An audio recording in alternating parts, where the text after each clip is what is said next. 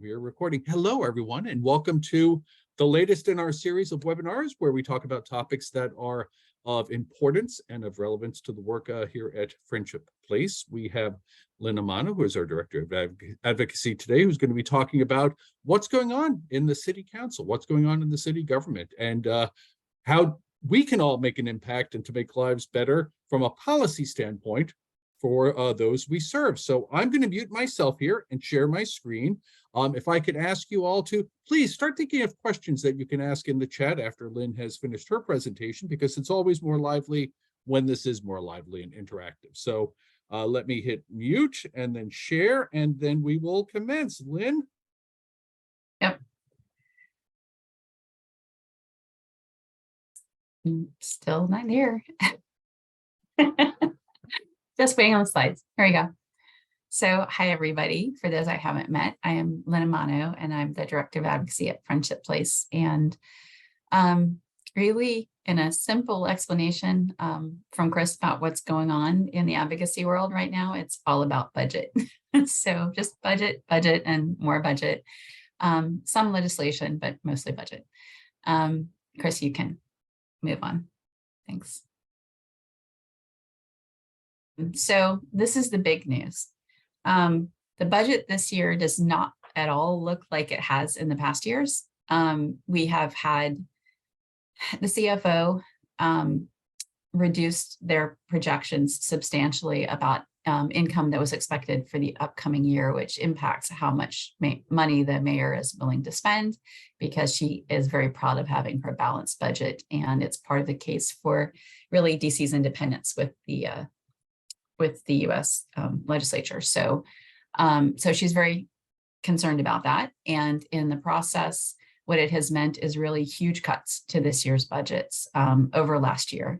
And in a lot of the areas that impact the work that we do at Friendship Place and what creates the work that we have to do, including things like prevention and that kind of thing. And the main reason, as I mentioned here, is the loss in commercial real estate taxes. So there's a lot of empty offices. A lot of people haven't returned to working downtown post-COVID. So there's commercial real estate prices they're concerned about falling, but also the places aren't leased, and there's been some defaults, and all of those things add up to not a lot of real estate taxes. And that has a huge impact on the DC budget. I think it's something like 36% of our local budget comes from commercial. So that's the reason for the big change. You can flip. Thanks, Chris. So this is what it has meant to, and I've broken this up really into 3 different categories of the budget. And I have the slides mostly just because there's a lot of numbers, and I wanted to make sure that we covered everything that is really significantly important. First of all, PEPV is the pandemic program. It's for people who are medically vulnerable.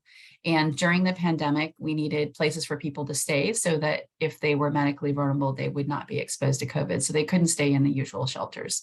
And you may have heard about that program. We had about 500 people most recently, still staying in hotels at great expense, that we were trying to move from the hotels into some form of slightly more permanent housing. So that process is coming to an end. There are no new people who have been admitted to PEPV really since the end of December. So anybody who is still there, I think they're almost completely empty at this point.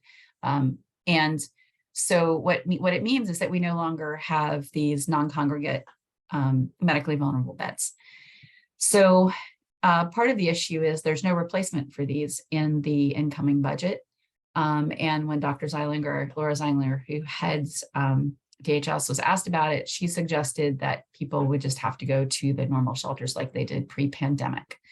And there's problems with those, which we can talk about later. The other thing that's happening is there's a number of buildings of our current shelters that are going into, they're going to be rehabbed, which is a good thing, but it means that we're losing about 120 beds this spring for people to be in.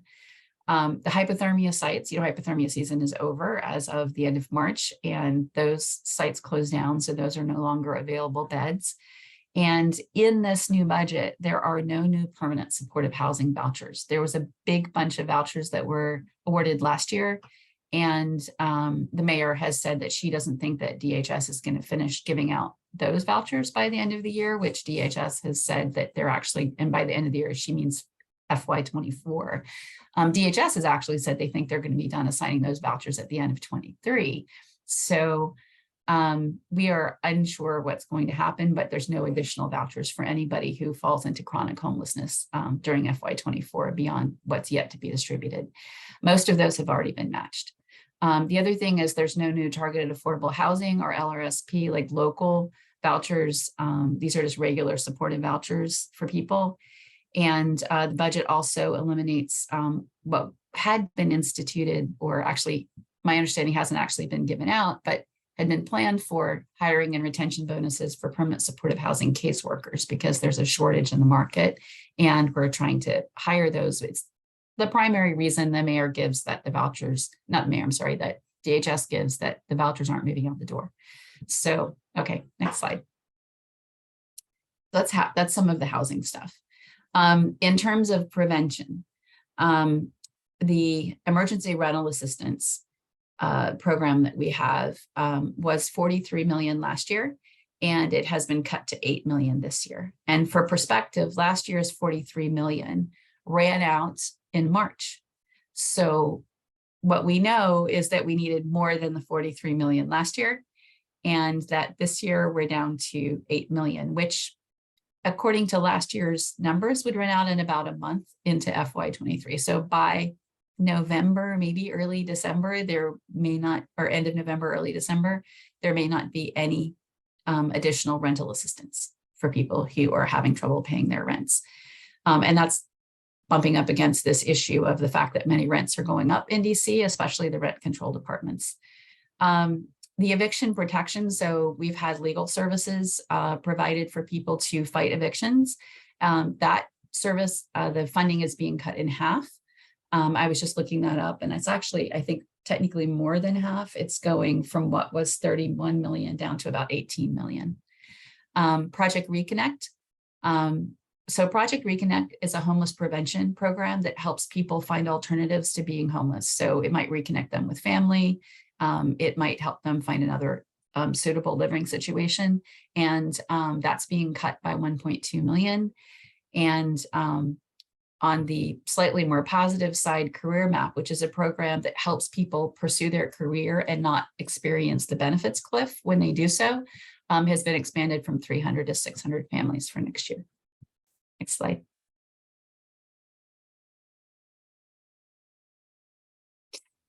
So housing creation. This year's budget, the Housing Production Trust Fund was funded by the mayor at $100 million. She claims that is her pre-pandemic commitment, which is, she did say she wanted to fund every year by at least 100 million. It's down from $444 million last year. The other thing is that because of the amount of office space that's downtown, the mayor is offering a tax abatement for developers who convert downtown corridor offices into housing, which will be a cost in the budget. A lot of that cost will be delayed, obviously, because it takes time for those projects to come to fruition and under development, and really will start to hit the budget probably 3 or so years from now. There's some other issues with that, which we may get into later. One of the big concerns about that is that the housing requirements for that, in order to entice the developers to come down, is that she's taken the TOPA requirements off any new building, any new conversions that are downtown for at least the next 15 years, meaning that there is no opportunity for tenants to purchase that property and step into home ownership. She's also reduced the amount of affordable housing that is required for those buildings. So it's down to, did I do that right? 15%. I think I have, I'm sorry, I think I might think I flipped the numbers backwards. So used to be at 15%, had to be 15% affordable at 60% AMI. And now it's only 8% affordable at AMI and 15%. That's the 8% affordable. Yeah. I think it's 8%. Yeah, 8% at 60% AMI, right, and 15% at 80% AMI. So what that means is that the percentage of housing, and so AMI being average median income, the percentage of new units targeted at those particular groups has been, essentially cut in half from what the normal requirements would be.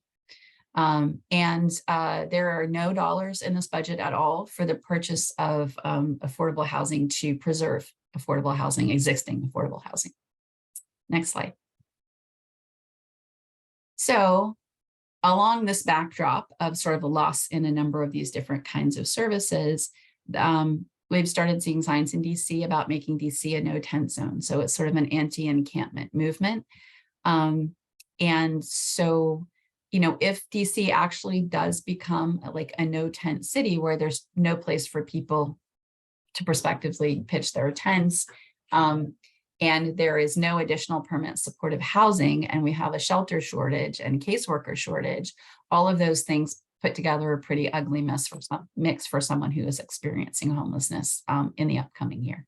Next slide, please. For any number of those reasons, there are likely to be more homeless individuals coming up.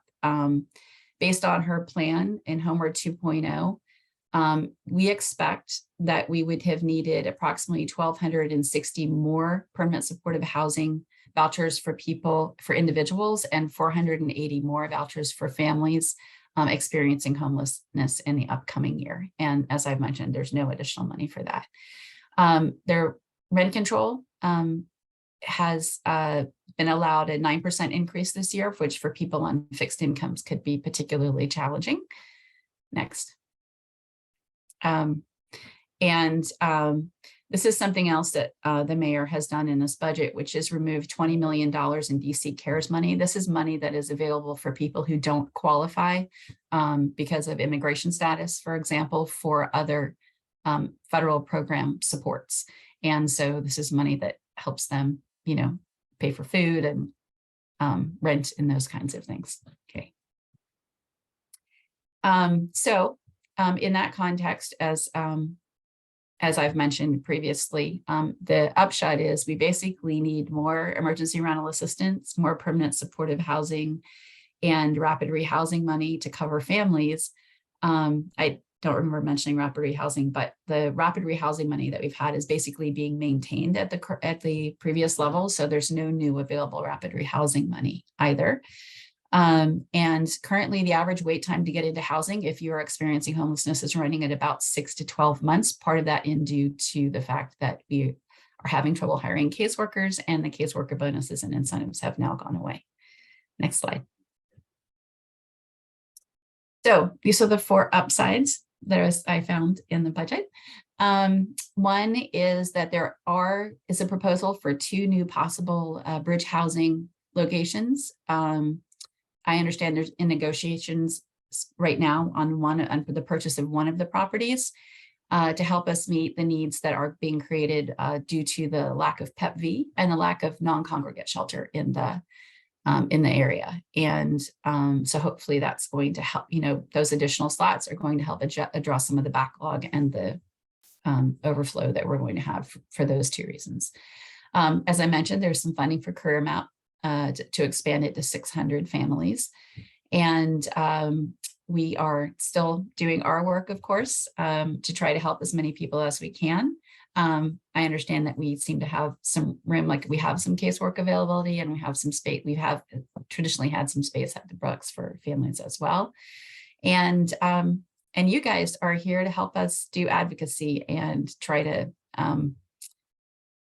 do what we can to shift resources in the budget. So that's really what's happening right now, is the council is looking at the mayor's budget and making decisions about where they're going to apportion the money that the mayor has said that she, has put into her own pockets of, I shouldn't say pockets, put into her own issues that she's concerned about. Next, please.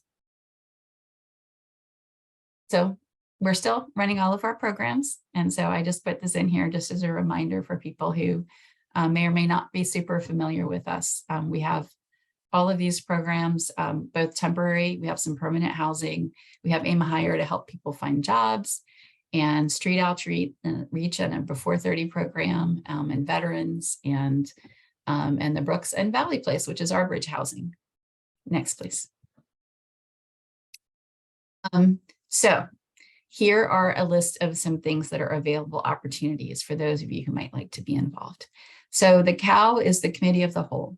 It's the part of the DC, it's a time at DC Council when everyone who is, it's the sort of superseding committee that is led by Chairman Mendelson. And they had a hearing last Friday, I believe, at which Jean-Michel, our CEO and president, testified. And they leave the ability to send in written testimony open for usually about a week after the testimony. So you have actually, and this is a little more extended, so this is until 4/28. If you'd like to send in commentary about things that you would like to see in the budget, and I'd highly suggest anything from the previous list that I just mentioned that's been underfunded. There is a budget action, which I'll talk about in a minute, on April 25th, which is an in-person event. And the other thing that's going on, well, there's actually two other things, but this is one of them.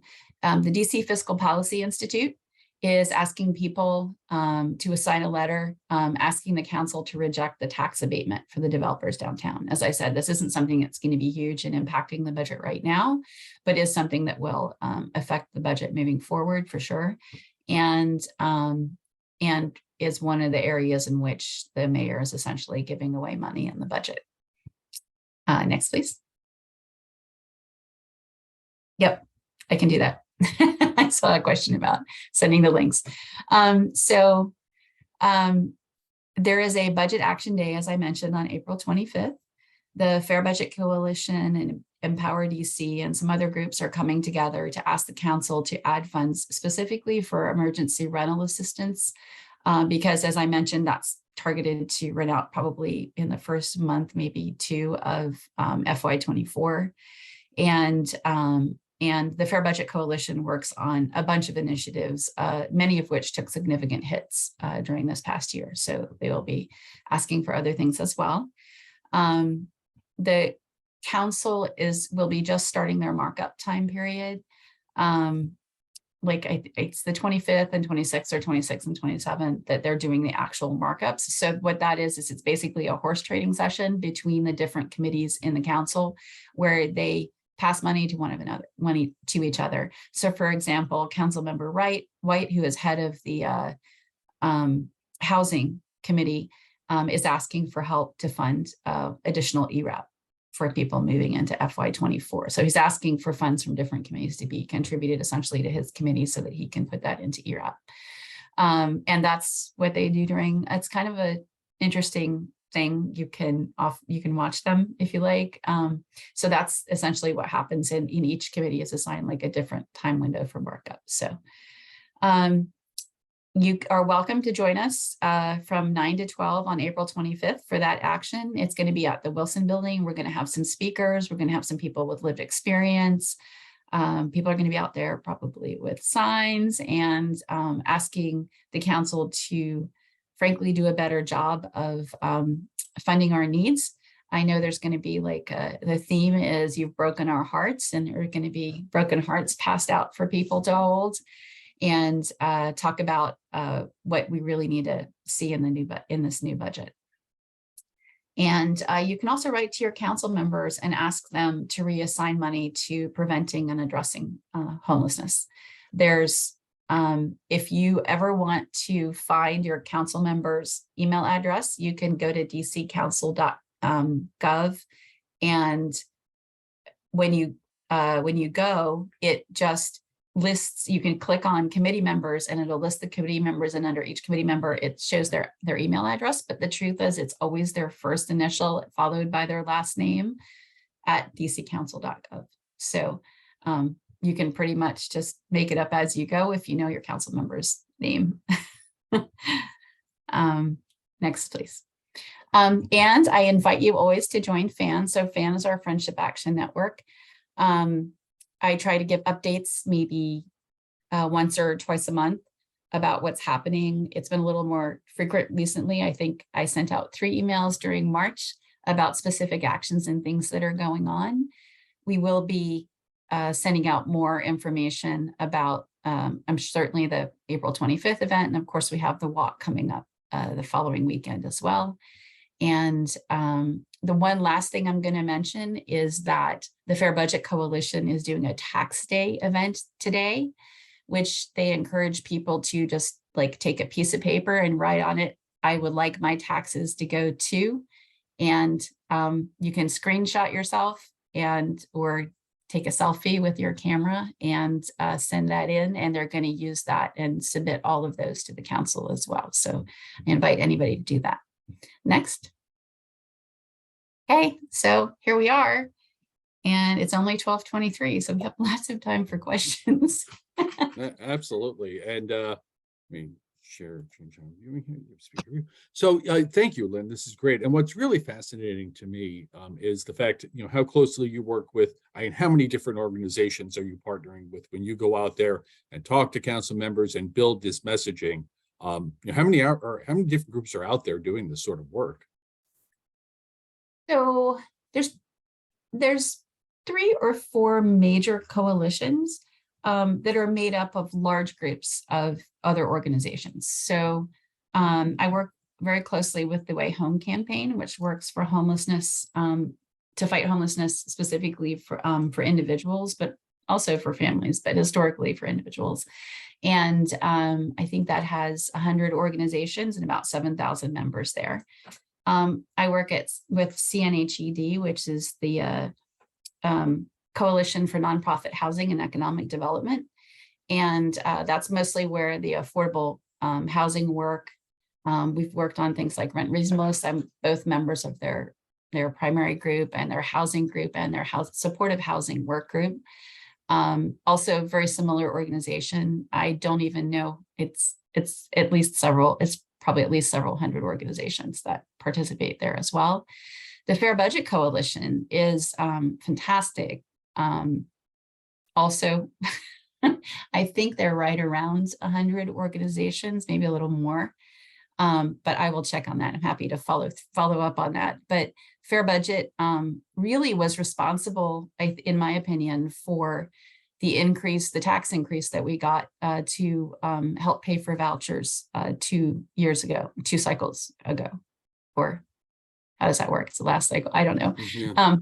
And part of that was that it was able to pull together not only the people who were working in housing, but we coordinated with the people who were with the early educators, people who were advocating for early educators, and got that tax passed specifically for those 2 purposes. And so that was a very successful coalition, and that coalitions allow us to do that kind of work where it's not necessarily, we all get together for a common good and be able to have the weight of having all of those organizations advocate together, both in terms of time and energy and balance. And there's, the Fair Budget Coalition is the same thing. There's an economic security group. There's a housing security group that I'm part of. There's a fair taxes and public deals group, which I also help coordinate with.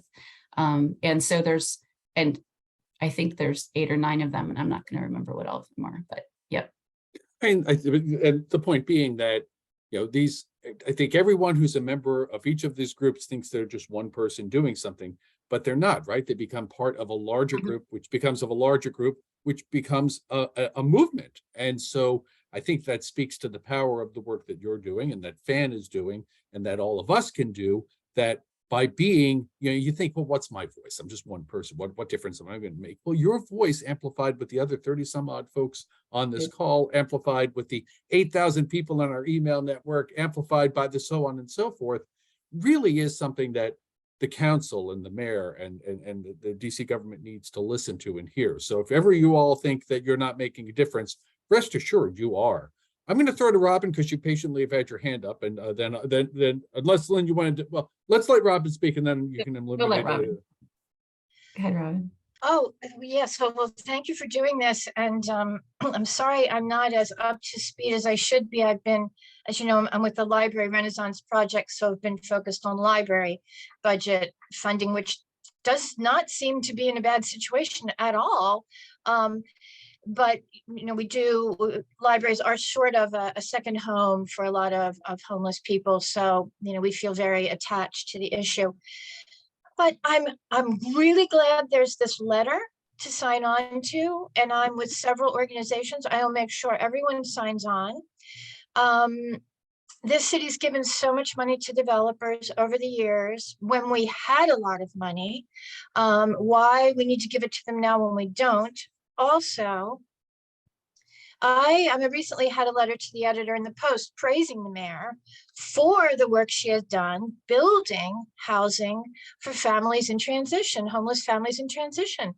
That is a remarkable, wonderful civic accomplishment on her part, done with, correct me if I'm wrong, city money, city properties. I think 1 or 2 properties actually purchased. And look at the marvelous success we're having with that you are having with that the groups like Friendship Place, who do the work of managing and providing wraparound services, are succeeding brilliantly. And what some of us have come to think around the libraries is that the mayor needs to build affordable housing on a social housing model, perhaps 1 in each ward, just like she did this. I tried to praise her for being visionary. She's in her 3rd term. She could do whatever she wants, regardless of the pandemic and everything else. And furthermore, my last thing, when Councilmember Grasso was on the council, he called for a study of conversion of commercial office space to housing.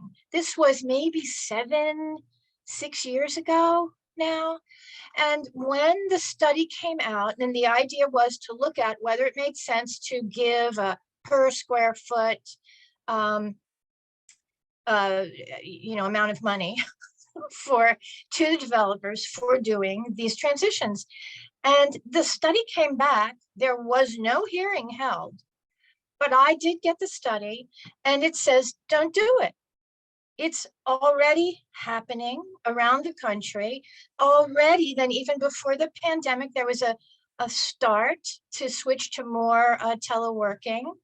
And I guess I read in the paper today that the OMB, whatever it's called, is lashing people, telling them to come back to work. I know that that's what the mayor is in favor of, and I think that might be a little bit of a lost cause. So why don't we go with our strengths? Anyway, I'm just trying to put that out there about the social housing that we could invest in, and which doesn't actually cost that much, versus giving all this money to developers for them to continue to make more money. That's my view. And to Friendship Place, thank you for the incredible work that you do. Really appreciate you. Thank you. Thank you. Lynn, anything you want to build on what Robin said? So, I did want to clarify the properties that the mayor has bought for transitional housing for families is different from social housing. Yes, I know. Just wanted to. Yeah, no, I totally agree. Yeah, I understand that. Right. It would be a different thing, but just playing on her ego and her accomplishment in doing this in the first place, to try something else that has been promoted in the New Green Deal or whatever that Janice Lewis George put forward. Right. So and for people who don't know social housing, and it was part of this New Green Deal. And the idea is that you create a housing that has units for different income levels, and you set it up in such a way that the highest market rate income levels with some sort of public support end up helping to pay for, essentially subsidize some of the lowest, less expensive units in the building, smaller potentially. But so there's, and there are models like that there are places in Europe where they've managed to make that social housing type model work. But the idea is that you bring together people of all different income levels and have them able to live and cohabitate in one building. So social housing is definitely something that we would encourage to be funded. Absolutely. I think the lack of preservation of affordable housing in this budget is something that's also of concern, sort of a similar way. Because I just know from my work coming to Friendship Place that there's a type of housing called market rate affordable, which is essentially older buildings that help provide a place for people to live that aren't like the newest, fancy places to live that need to be part of the system and need to be there as available as an option as well. So, and I believe that's called naturally occurring affordable housing, right? Mhm. Noah. And Yeah. last time I talked to Andrew Trueblood, former director of the Office of Planning, now on the board of library trustees, he said DC doesn't even track it. That's a missing number that we really need to that may have. be true. One other thing I did want to mention, going back to the impact of writing into council members, one thing that I did want to say is it takes a smaller number of letters, especially from residents of People's Ward, to impact how a council member feels about something than one would think. I mean, there's studies that have been done that at the congressional level, not even at the local level, but the congressional level, that that in areas where a Congress member, it doesn't have like a firm position going into when they get elected and they're having to make a decision one way or another, that as little as 200 letters will impact how they make a decision.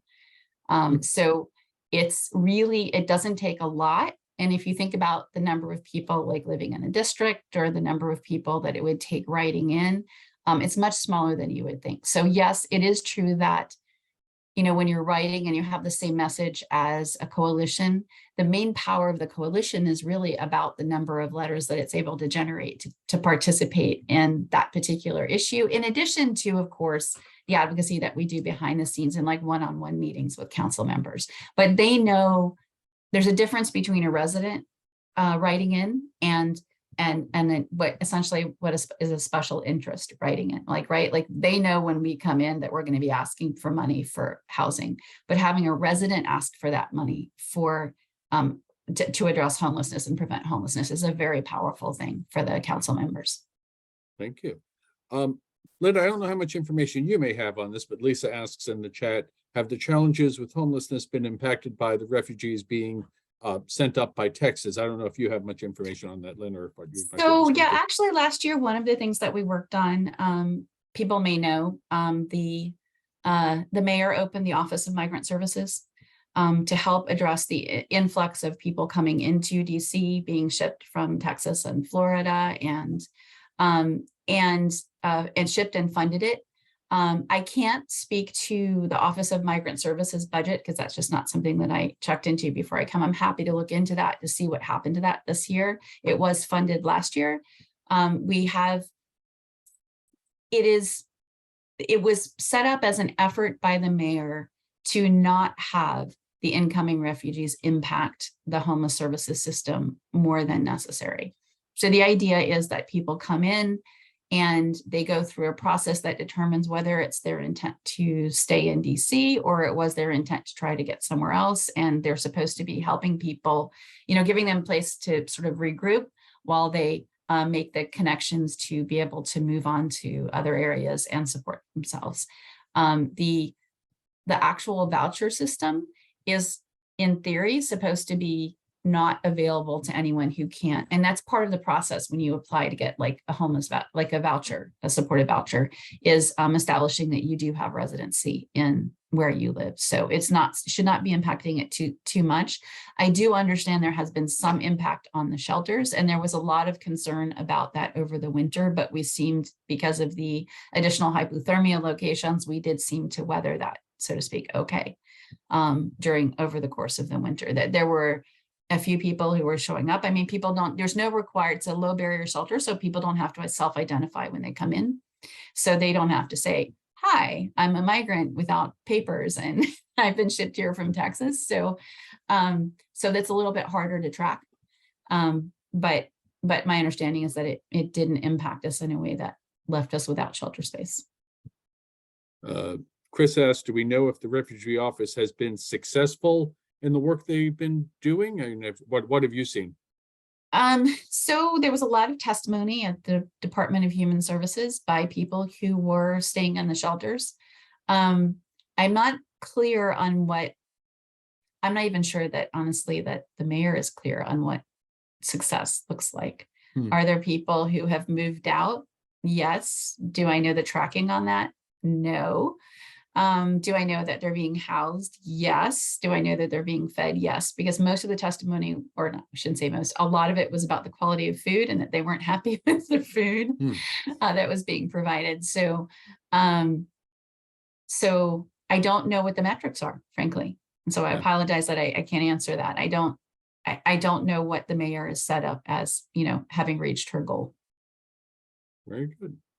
Folks, please keep asking questions in the chat. This is a lot more interesting when it's dynamic. But we talked about, I'll keep going though. We talked about tax breaks for developers. I mean, what is the general tenor of the council for that? I mean, what are their expectations? What is their appetite for this?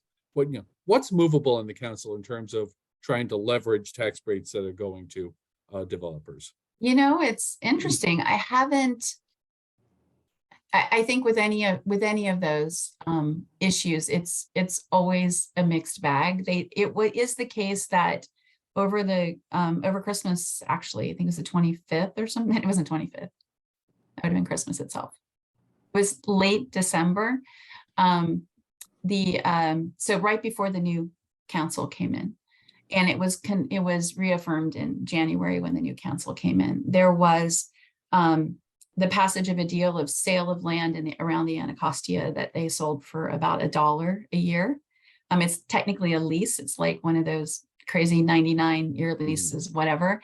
And there was some pushback from a few of the members, I'd say 2 or 3 of the members, about the fact that they felt like we should be able to, because it was valuable land, right on the river, that we should be able to capture more money and still get developers to develop that land. And then there was a whole discussion about like, no, we've been working on this for years, and this is how we were finally able to get this to go. So, so a majority did support that.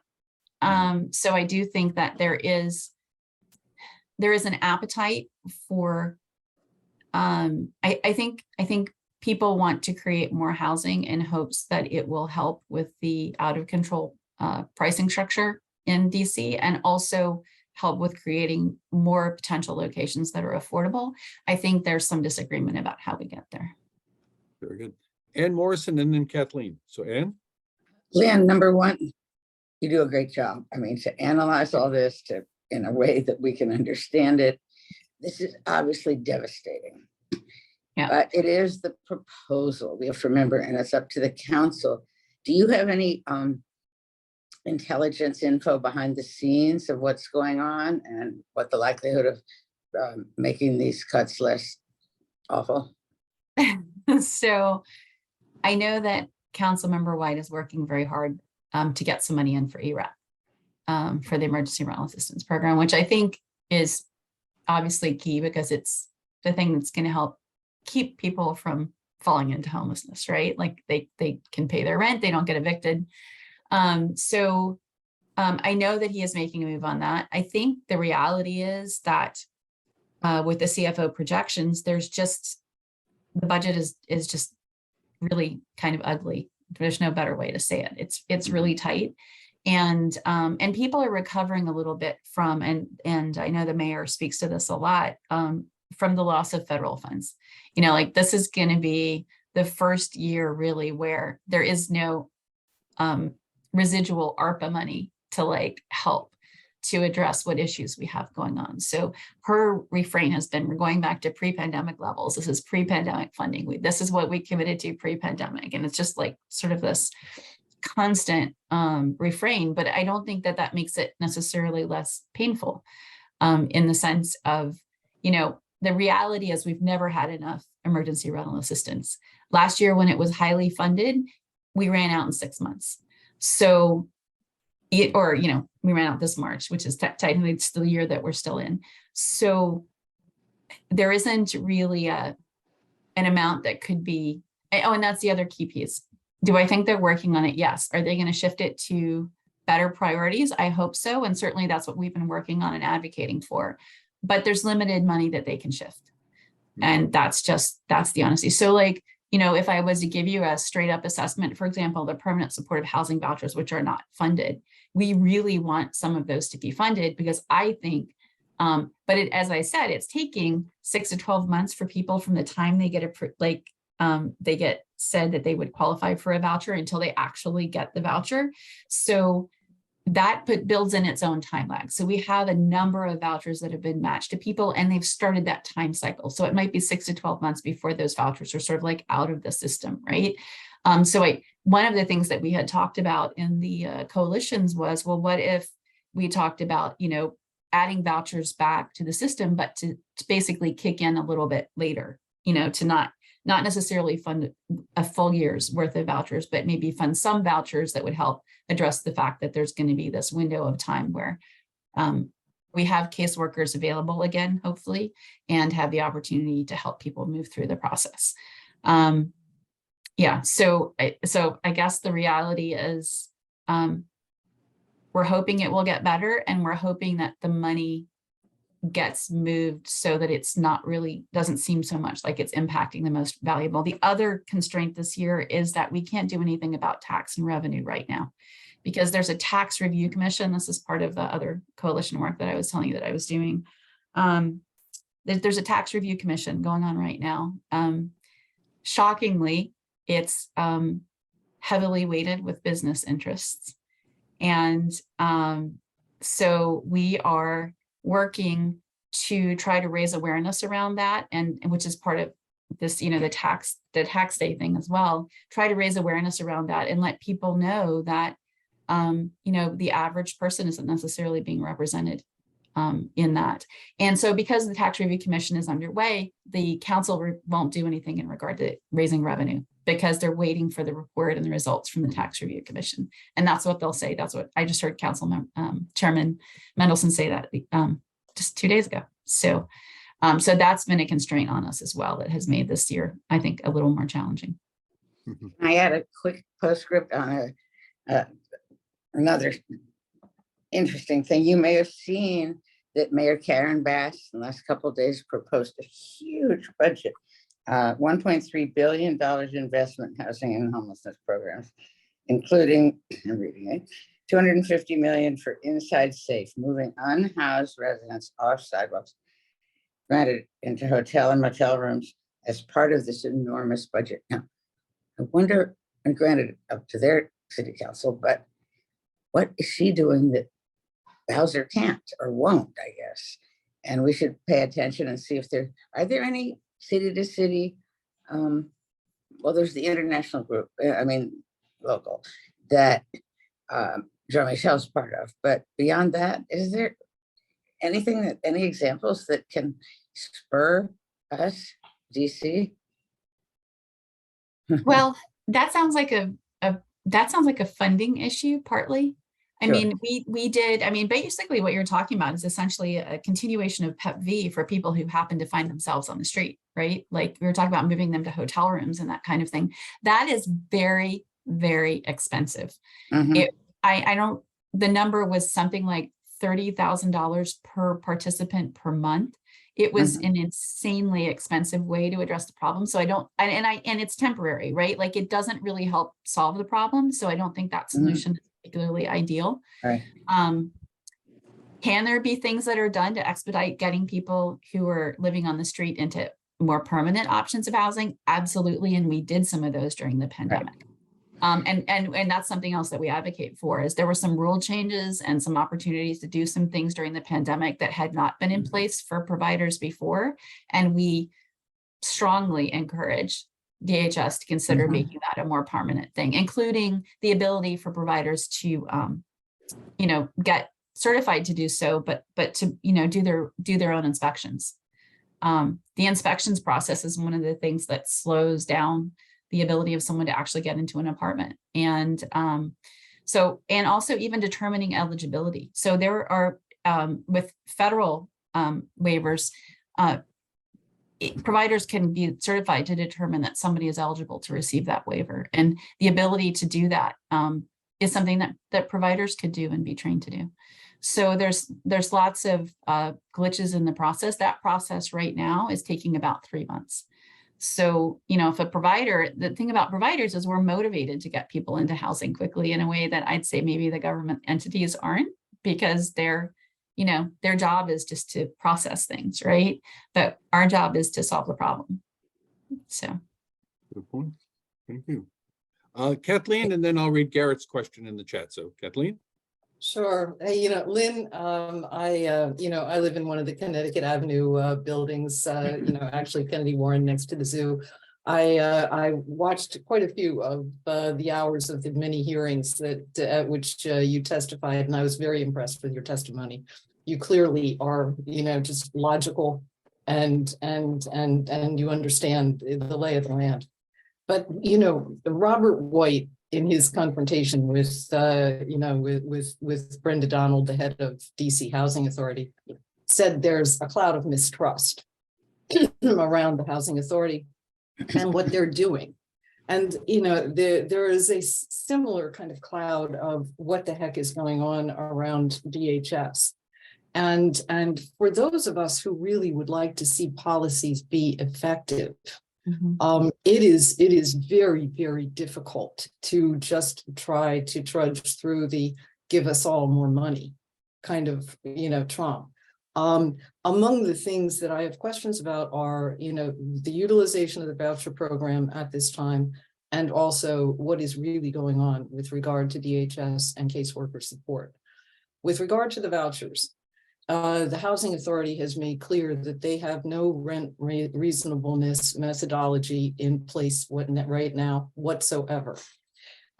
Technically, they shouldn't even be placing people if there's any question about whether the rent levels are appropriate or not appropriate, or meet comparable and so forth. Do you know in real time, is the Housing Authority just continuing to place people, using vouchers, either HUD vouchers or I suppose local vouchers? And if so, are they continuing the practice that they did with HUD, where 100% of the vouchers really went to homeless people and not to people who were, needy people on a waiting list or such? And in the case of utilizing permanent supportive housing for homeless individuals, given that the advocates for the community will say that there's something like 40% severe mental illness there, what is going on with regard to the standard of care for those people from caseworkers? All we heard in the hearings was there's no money for caseworkers. So how's all this going together and working? How should we think about it? Okay, so you have 3 different issues there that I've got written down. So I'm going to try to sort of take them one by one. DCHA. Yes, of course, there's a lot of mistrust. There's so much mistrust, they eliminated the board, started over again, for sure. Brenda Donald is going, interestingly, or maybe not so interestingly, going to be leaving her position in October. I probably wouldn't want her job either. But however, in terms of how they are operating and this mistrust, so people may or may not realize, but DCHA is actually a partially federally backed / run organization. That is their job to execute vouchers that come from the federal government and to run the public housing in DC. And because of that charge, they are responsible for answering to HUD. And for people who missed it, HUD put out a report that basically told them in not uncertain terms, 42 different points that they were not doing their job. And that applies to the rent reasonableness that you mentioned. It applies to pretty much, well, public housing repairs. It applies to, I'd say there's a range of things where they had specific issues. If you go to the DCHA website, they, up until I want to say a month ago, had something, they had, they were required by HUD to present a plan for moving forward. I think the deadline was the end of March. And in that process, they addressed each of the specific issues that they believe they need to address to move forward. So the simple answer to your question is, do I think they're still doing the same thing in terms of placing tenants? Yes, I do. They're still doing it. However, they are have stated in that ACOP plan that is their intention to institute that they are training now, and that starting in summer of 2023, they are going to be training people to do that rent reasonableness standards. Rent reasonableness was one of the things that I spoke to a lot in my testimonies. It was a particular point of concern for a lot of reasons. And so, you know, I don't know, we'll see that they have committed to changing that process. I've been testifying for 2 years that I thought that they weren't doing their process, and they needed to be coming up. And for people who don't know, that's basically the process of determining what the actual rent should be at a specific property based on specific variables that have to do with age, that have to do with amenities, that have to do with the current rate of actually renting in that location. So, and I believe that there could be some capture back of money by DCHA that would allow us to house more people if they were not potentially overpaying in some places. Let's see. And there was a report so I'm part of a DCHA providers group. We meet monthly with DCHA to talk about some of these issues and to see what the progress has been on that. That's, I guess, sort of technically another coalition, but one of the ways in which we have the opportunity to make suggestions. Let's see. And you mentioned the caseworker issue. So yes, it is a challenge for places to hire caseworkers. Yes, we need to be able to pay them better. And frankly, you know, if you're especially a licensed caseworker, if you're licensed, you know, you have the opportunity to go into private practice. And so there have to be some things that make, you know, casework supervision look attractive and interesting to you, to be willing to do that. You know, you have to not only be somebody who's motivated by a good cause, but are willing to, you know, be flexible. Caseworkers have to, and that is changing this summer too. Like a lot of what has been able to be done virtually during the pandemic is switching to now having to be done in person. Like the inspections. So we did inspections virtually. Those are starting to be in person starting this summer as well. I just got a release about that yesterday. So, which means that caseworkers show up with their client, by the way, to look at the property, right? So those kinds of things are things that make it more difficult to hire those people. And so, yes, I'm always testifying, asking for a better pay. DC, if you work in DC government, there's Kate Coventry put together at DC FBI, put a whole analysis together about the amount of pay that you get working for the government versus what essentially you're allowed to pay out for that same position if you're a government contractor, and that's about $20,000 less for a government contractor job. So we not only compete with other nonprofits, we also compete with the government itself, who is hiring caseworkers at DHS and DVH, et cetera. There is one little thing that I caught in the budget.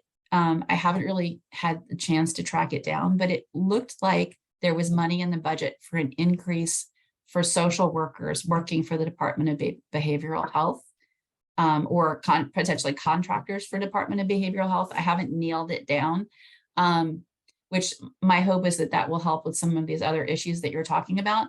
The other thing I would like to say is that while it is the case that there may be people in the city or people on vouchers who need either, you know, mental health support, not all of the vouchers that go out come with that particular kind of support. That to get that support, you have to be chronically homeless and have a disability.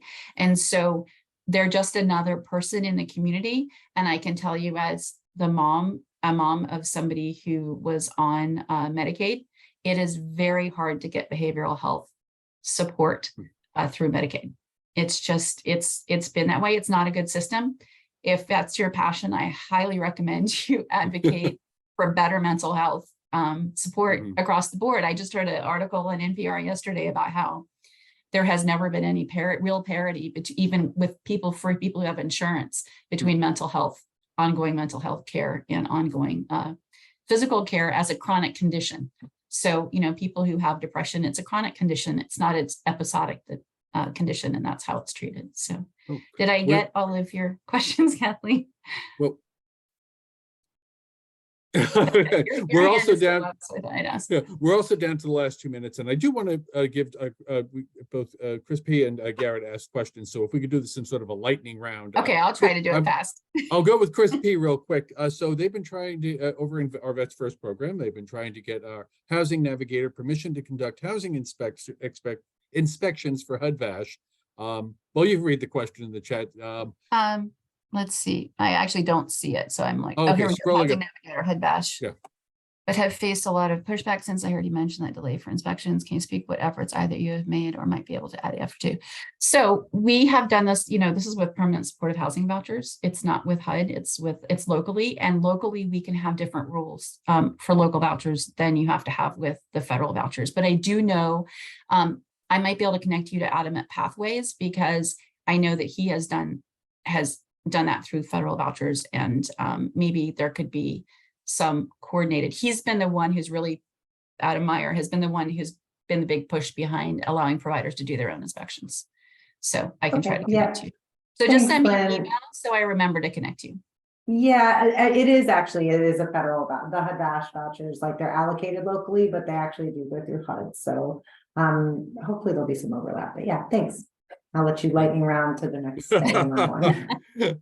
Well, thank you. And so Garrett's question was, given that the average annual salary in DC is high, approximately 100,000, cost of living is increasing, is there any talk about reducing AMI requirement to access affordable housing? Even 20 to 30% is a stretch for many residents with full-time jobs. Reducing AMI requirements. Garrett, if you want to quickly illuminate what that question. Yeah, I'm not sure. My understanding is, okay, if you had a, it's like you have to have pay at least 30% of your average income. Mm-hmm. Okay. Even for a lot of people, I mean, I found this when I was a case manager, that could be quite a bit to pay for that, and then you have to pay for food and everything else. Has there been any discussion about kind of even reducing that? I mean, just we're trying to. I have not heard one. We just got rapid rehousing down. Well, the rapid rehousing reform bill makes a case for bringing it down to 30%, because up until then it was 40 to 50%. And at the lower end of the income, I mean, at higher ends of the income, it's not as big a deal to have 40% of your income or whatever go to rent, because you have what's left is still a significant, chunk of money that you can cover your needs with. At the lower incomes, it's obviously more mission critical. So I haven't heard any discussion about dropping it below that. I think I know that public housing, there's been a big debate actually that they just talked about whether or not it should be, there's a minimum rent, right? And for some people who have literally no income, it's possible for the mayor to set that at $0, and she set it at $50, and there was a lot of pushback for that. So yeah. There. Thank you. There, thank you. All right. We got through them. Yeah, well, thank you, everyone. This was wonderful. And thank you, Lynn, for hosting this here. Sean has also dropped some information in the chat you may wish to take a look at here. I'm not sure if I can access it here. Kathleen Gibbons, you had illuminated a little bit about, you can check into about, Kathleen put some information in the chat about the rents on in Cleveland Park that might be helpful there. So thank you, Kathleen, for sharing. Thank you, everyone. This has been a very interesting conversation, and thank you, Lynn, for leading it and being a part of it. And again, everyone had wonderful questions. This will go up on our YouTube channel. I wanted to draw attention to one big thing. Another way you could be part of our work, obviously, is our walk to end homelessness. And if you go to Friendship Place Walk singular there, you will be able to register. If you have not already registered, please do so. We have about 250 people signed up, which puts us well ahead of last year, which is fantastic. It means we should have a good crowd out there of folks who, again, want to demonstrate the work that we do, why the work that we do matters to them, and why they agree with it. I also want to flag that 3 weeks from now, we'll be doing a webinar on encampments. So building a little bit on this advocacy work, but also really talking a little more practically. Chandra from our team and Lynn will be a part of that. So this will be a very interesting conversation. Again, we'll send out emails to folks probably next week. I guess we'll send things out to remind people and get people to sign up. But Lynn, any last closing comment from your part? No, I would just put in the chat that we'll try to send out the links for everybody on the email. And, if you have a chance to do the tax day thing today, that would be great. But otherwise, there'll be other things for you to be involved in as well. And please come to the walk. It'll be fun. Well, thank you. Thank you, Thank you. everyone. I do hope to see you next Saturday. I'm going to stop recording now. And like I said, we'll post this on YouTube that you can share with your friends once it gets up there. So thank you, everyone. Take care. Have a great afternoon.